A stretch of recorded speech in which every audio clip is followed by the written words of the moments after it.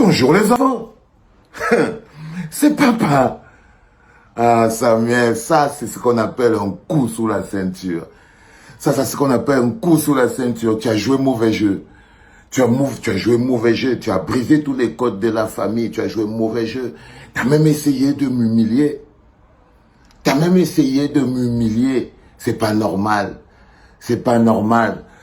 Quand je te fais un reproche, Samuel, c'est pour que tu t'améliores. C'est dans le but de t'améliorer. It's because I love you. C'est dans le but de t'améliorer. C'est pas pour que pour que tu sois minable. C'est pour que tu fasses minable. C'est pas pour que tu fasses le minable, frère. C'est pour que tu t'améliores. Vous voyez, il y a quand même quelque chose qui est clair, c'est que tu as répondu à beaucoup de questions. Et ça, j'ai beaucoup aimé. Et ça, j'ai beaucoup aimé. Tu as répondu à beaucoup de questions. Déjà, tu as répondu aux gens qui disaient, ah ouais, est-ce que Volcero, il parle d'Eto? Est-ce que Eto te connaît même? Est-ce que Eto, t'as même déjà vu? Est-ce que Eto, patati, patata, on dit 2 ans? 2 ans de farotage? 2 ans de farotage, vous dites que, oh, est-ce qu'il te connaît? Donc, au moins, tu as rassuré tout le monde là-dessus. Il y a des gens qui disaient aussi, il parle, Eto ne répond pas. Est-ce que Eto va même te répondre un jour? Est-ce que Eto écoute même tes bêtises là? Vous comprenez donc les enfants que tout le monde dort à la clinique. Tout le monde dort à la clinique. Personne ne passe toute une journée sans faire un tour à la clinique. Que ce soit en faux profil, que ce soit en masqué. Ok? Ça c'est très important à comprendre. Mais on ne parle pas quand même de 5 francs, hein, les gars. Soyez sérieux. Soyez intéressants parce que l'information est importante. On parle de 78 600 000 francs, les enfants. Hey! On n'est pas en train de parler de 5 francs, hein? Vous, les gens qui parlent tous les 2 à 5, là, on n'est pas en train de parler de 5 francs. On est en train de parler du bon argent et du vrai argent. 78 600 000 francs, les enfants. Et le journaliste ne lui demande pas que, Mola, tu donnais l'argent là au Mola, là, pourquoi? Le journaliste ne lui demande pas que, frère, 5 000 € par mois, fois 12, c'est quoi? C'était ta femme? C'était ton ami? C'était qui? C'était quoi pour toi? Tu voulais le vendre aux femmes là? Je sais pas. Parce qu'il y a quand même, vous devez quand même rester un peu logique. On est en train de parler d'une histoire très intéressante, mais de beaucoup d'argent. Ok? Ça, c'est très important. Je suis un peu gêné que le journaliste ne lui ait pas posé la question. Mais il y a une chose que vous devez comprendre, les enfants, et qui est important. Avant qu'on entre sur les détails de pinaillement, et qui est important, c'est que papa coûte cher. C'est que papa coûte cher. Ça veut dire que si papa avait un prix 7 millions 660, machin, truc, tout ça là, ce n'est pas suffisant. Ça veut dire que ce n'est pas suffisant. Ce qu'il vous a dit dans cette capsule, c'est que papa est incorruptible. Est-ce que je veux dire? Prenez toujours des leçons. Ne vous énervez pas. Vous prenez pas la tête. On dit que quand le changement est inéluctable, même les actes de conservation les plus durs deviennent des actes de changement. Ce qu'il vient de faire Samuel, en essayant de m'humilier, vous voyez, c'est qu'il fait un acte de conservation. Mais pour moi, c'est un acte de changement. Parce que c'est un acte de vérité qui permet de mettre certaines vérités sur la table. C'est un acte de vérité qui permet de mettre certaines vérités sur la table. C'est que, voilà, il y a des gens qui n'ont pas de prix. Il y a des gens qui n'ont pas de prix. Si c'était vrai, évidemment. Mais je ne veux pas me mettre sur le débat de si c'était vrai. La question que vous devez poser à Samuel, c'est pourquoi il a donné tout cet argent. Mais toi, Samuel, tu t'es mis dans les problèmes parce que tu sais toi-même que si moi je dis maintenant pourquoi tu as dû donner cet argent, si tu l'avais donné, toi tu vas avoir des problèmes. Tu sais que tu vas avoir des problèmes. Donc je me suis rendu compte que tu te mets même dans une zone d'inconfort. Parce que si le journaliste te demandait que tu lui as donné tout cet argent, ce milliard de francs-là, tu lui as donné ça dans le cadre de quoi? C'était quoi? Vous étiez en affaires, vous étiez des amis, c'était quoi? Tu vas lui justifier ça comment, frère? Tu vas lui justifier ça comment? S'il te demande ça et que tu dois te dire la réponse, tu vas aller en prison. Tu vas aller en prison, frère.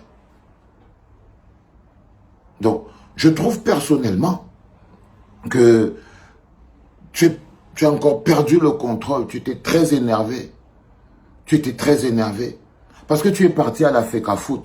Tu es parti à la télévision pour faire le bilan de tes 300 jours de la FECAFOOT. Et tout ce qu'on a retenu de ton passage, c'est que j'ai donné 5 000 € à Valsero fois. Personne ne sait ce que tu veux. C'est ça que tu voulais aller leur dire.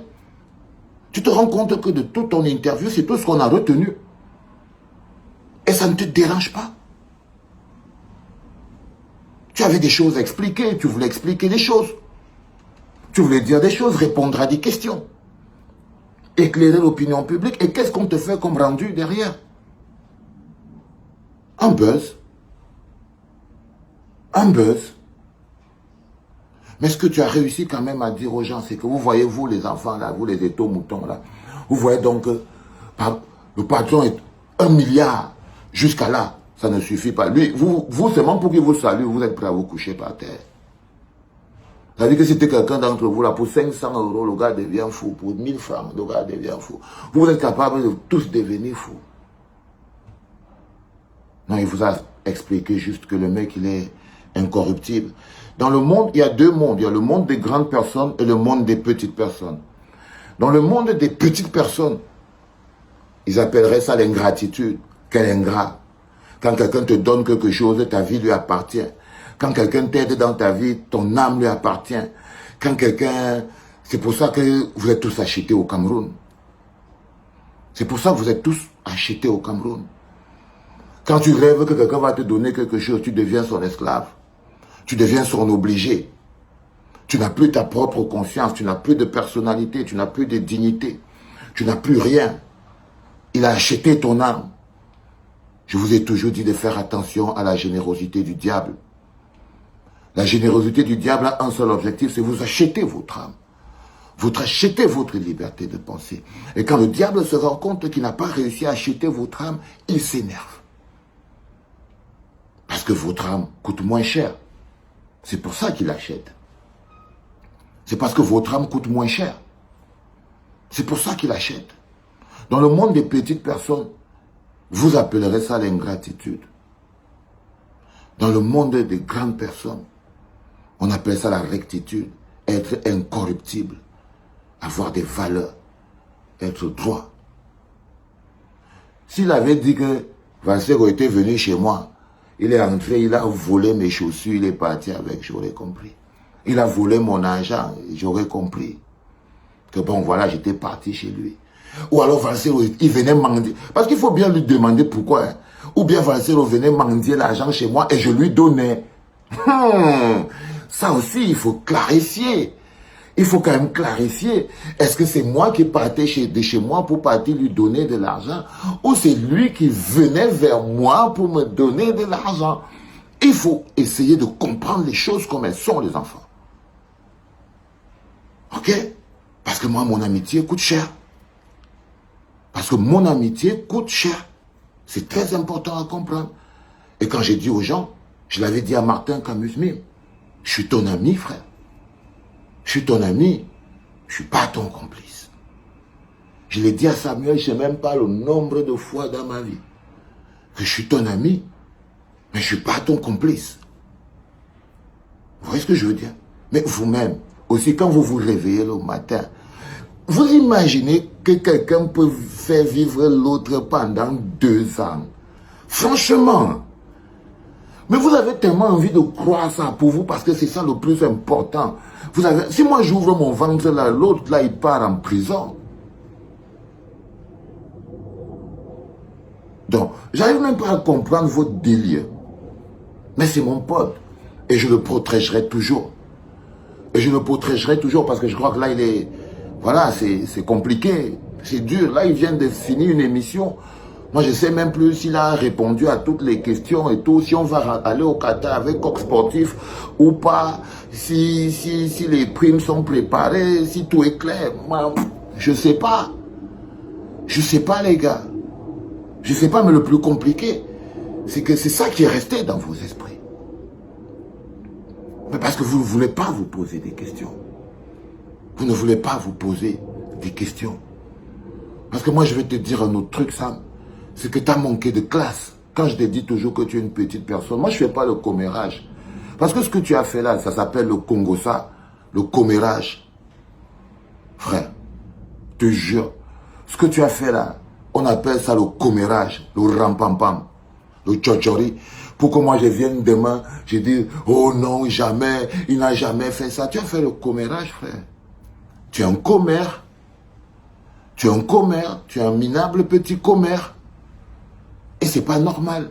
Pour la grandeur du président de l'Africa Foot, la grandeur de l'icône de la star que tu es, tu essayes de dire aux gens que tu as mis un prix sur la table, croyant avoir acheté mon âme. Les étos-moutons, ils appellent ça l'ingratitude. Non, c'est pas de l'ingratitude, frère. C'est pas de l'ingratitude. Pas du tout. Il y a forcément quelqu'un, et c'est dommage que, tu vois, Benjamin t'ait laissé dire ça. Parce que je suis sûr que, je sais pas, vous avez dû vous asseoir entre vous, et dire non, sors ça maintenant, ça va faire ceci. Bondi te dit, oui, vas-y, dis, tu as dit que machin, tu es pas tête. L'autre me dit que si tu es énervé, on va même mettre les comptes. Vous voyez ce que vous faites? Vous croyez que vous lui rendez service? Non, non, non. Mais c'est à moi de le protéger. C'est à moi de te protéger, frère. Parce que là, tu cours. Tu cours. T'arrêtes pas de courir. Tu vois? Au point de dire un peu du n'importe quoi à 2 ans, frère. Tu t'imagines la quantité d'argent que tu viens de dire comme ça, là? C'est un peu comme si tu pouvais dire que tu m'avais donné un avion alors que les gens, ils me voyaient toujours marcher à pied. On parle du milliard, là. J'aurais même déjà fait des immeubles au Cameroun avec ça. C'est sérieux, les gars. Et on peut même chercher ça à quelle époque même. Parce que c'est aussi important aussi quand même. Le journaliste, il est quand même un journaliste à 2 balles. C'est-à-dire qu'on devait quand même lui demander, hé frère, tu lui as donné les milliards là, c'était quand? Avant qu'il ne parte en prison ou après qu'il soit sorti de prison. Tu vois, des petites questions simples comme ça pour comprendre le contexte de ton histoire, frère. Tu vois ce que je veux dire? Parce que personnellement, tu vois, si on fouille sur Internet, je crois que tout le monde qui te connaît a une photo de lui avec toi. Il n'y a pas une photo qui prouve que toi et moi, on se connaît, bro. Donc, on se connaît dans la 36e chambre de Shaolin. Et là, tu as perdu le contrôle. Totalement, moi, je pense que tu t'es pissé dessus. Les étos-moutons pensaient que tu as prouvé que tu es généreux et que moi, je suis ingrat, et tout ça. Mais non, frère, je suis désolé, tu as été minable. Tu n'as pas été grand du tout. C'est un peu gênant parce que quand je te fais des critiques, c'est pour que tu grandisses. C'est pas pour que tu te fasses minable. Tu vois, c'est pour que tu aies toujours de la hauteur et tout, mais c'est comme si on t'a attaché une enclume sur le pied, et cette enclume te tire vers le bas, et tu vois, tu crois que tu peux mettre sur la balance, je sais même pas quoi, mon intégrité, ma dignité, quoi, je sais pas. Non, frère, laisse mon intégrité et ma dignité tranquille, t'as un boulot à faire. Fais le bien. Fais le bien. Et là, ce boulot est en train de te dépasser. Ok? C'est ça le problème. Il est plus grand que toi. C'est un boulot qui demande beaucoup de grandeur. Et là, tu n'as pas encore réussi à avoir la grandeur qu'il faut. C'est tout ce que je peux te dire. Pour le reste, ton histoire de 2 millions, patati patata, je suis désolé, frère. Je suis désolé. Je t'avais pas vendu mon âme, ça c'est d'un. Ton histoire de je sais pas moi, 2 ans de 5 000 euros, ce qui fait pratiquement francs quand même, mine de rien. Hein? C'est pas rien, les gars. Mine de rien, ça fait beaucoup d'argent. Je sais pas dans quelle planète tu étais, mais bon, bref. Je crois que on dit que si tu veux dire un mensonge, cache-le dans une moitié de vérité. C'est-à-dire que le bon mensonge doit être enveloppé dans une moitié de vérité. Ben voilà, allez frère, t'as du boulot, ça va, fais ce que t'as à faire. Bonne Coupe du Monde, c'était papa.